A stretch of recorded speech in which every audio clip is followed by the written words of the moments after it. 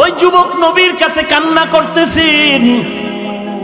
নবী বলেন, এই যুবক তুমি এত অঝোর দ্বারায় কাঁদো কেন? কয় গুনাহ করেছি। গুনাহ করেছো। আমার মাওলা পাকের রহমত সম্পর্কে তোমার কি ধারণা নাই? বলে, ও পয়গম্বর, আমার মন বলে আল্লাহর রহমত থেকেও বড় গুনাহ করেছি। কয় জমিন থেকেও বড়? কয় হ্যাঁ। আসমান থেকেও বড়? কয় আসমান থেকেও বড় গুনাহ করে ফেলেছি। এইভাবে বলতে বলতে বলতে বলতে এক পর্যায়ে যুবক বেহুশ হয়ে গেল। এবার নবী বলে, এত কইতেছো, গুনাহটা কি বল? আল্লাহর বান্দা যুবক কান্না করে বলে, পয়গম্বর, এত মারাত্মক অপরাধ আমি করেছি। মানুষ মরে যাওয়ার পর লাশগুলো যখন কবরের মধ্যে রাখিয়া সবাই চলে যায়, আমি একদিন পর যাইয়া ওই কবর খনন করিয়া লাশের কাফনটারে চুরি করে নিয়ে যাই। লাশের কাফন চুরি করে নিয়ে যাই। কিন্তু একটা ঘটনা আমাকে এত পরিমাণ কাঁদাইতেছে। এলাকার মধ্যে এমন একটা সুন্দরী রূপসী নারী যুবতী, তার ইন্তেকাল হয়ে গেল। কবরের মধ্যে সবাই দাফন করলো। কাফন দাফন করে বিদায় হওয়ার পর আমি গিয়া যখন পরের দিন মাটি খনন করিয়া কবরের মধ্যে সুন্দরী রূপসী ওই কন্যা নারীটার কাফন নিয়ে আমি যখন টান দিয়া চলে যাইতেছিলাম, পেছন দিক থেকে আওয়াজ। এক পর্যায়ে আমি আবার ওই লাশের সাথে জিনায় লিপ্ত হয়েছিলাম। এরপরে যখন কাফন নিয়ে রওনা দিলাম, হঠাৎ করে ওই যুবতী দাঁড়ায় গেল। আওয়াজ দিয়া বলে, রে বেঈমান, আমি একটা যুবতী নারী, কাফনটা সরাইয়া তুই এমন উলঙ্গ কেন করেছো? আমার ডানে বামে লাশের অভাব নাই, এমন অপরাধ কেন করলি? দ্বিতীয়ত, তুই আমার সতীত্বের উপর আক্রমণ কেন করলি মরা লাশের সাথে? ও নবী, আমি নিজেকে কন্ট্রোল করতে পারি নাই, বেহুশ হয়ে গেলাম।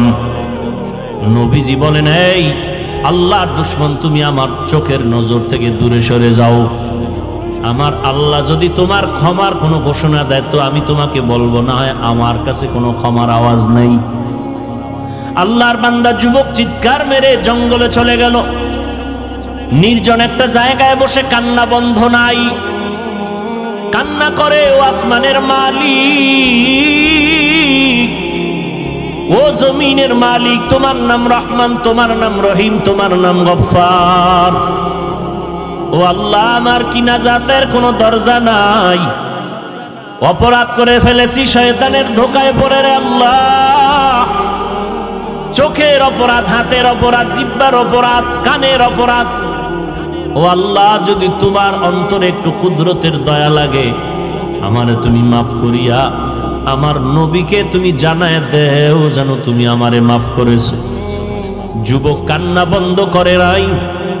আল্লাহ পাক রব্বুল আলামিন বলেন, ও মুমিন, ফালিয়াযহাকু কালিলান ওয়ালিয়াবকু কাসীরা, বেশি বেশি কান্না করো, কম কম হাসিও রে মুমিন। হাসলে কলব মরিয়া যায়, কলবের মধ্যে আর আল্লাহর মহব্বত থাকে না। বেশি কান্না করো। নবীজি স্পষ্ট হাদিসে বলেন, জাহান্নামের আযাবের ভয়ে যদি কান্না করো, এক ফোঁটা চোখের পানির বরকতে জাহান্নামের আগুন হারাম করে দিবে। ও নবীর আশিক উম্মতের দল, আল্লাহর কাছে চোখের পানির বড় দাম। কারণ এই চোখের পানি দিয়া বাচ্চা অন্যায় করে মা বাবার সামনে দাঁড়াইলে দয়া না করিয়া পারে না। এই চোখের পানি সারিয়া ওস্তাদের সামনে ছাত্র অন্যায় স্বীকার করলে দয়া না করে পারে না। ওই মা বাবা, ওই ওস্তাদ থেকে আমার আল্লাহর কুদরতে 99 গুণ মায়া মহব্বত বেশি। বান্দা যখন আল্লাহ বলিয়া জিহ্বা নাড়ায় ডাক দেয়, গুনার কথা স্মরণ করে তওবা করে, আল্লাহ বলেন আমার কুদরতে জোশ এসে যায়।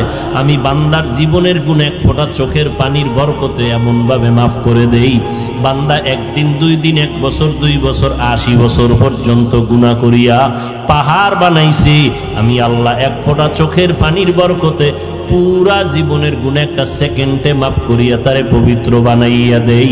আমি আল্লাহ তার নামটা জান্নাতীদের খাতায় উঠাইয়া দেই। ও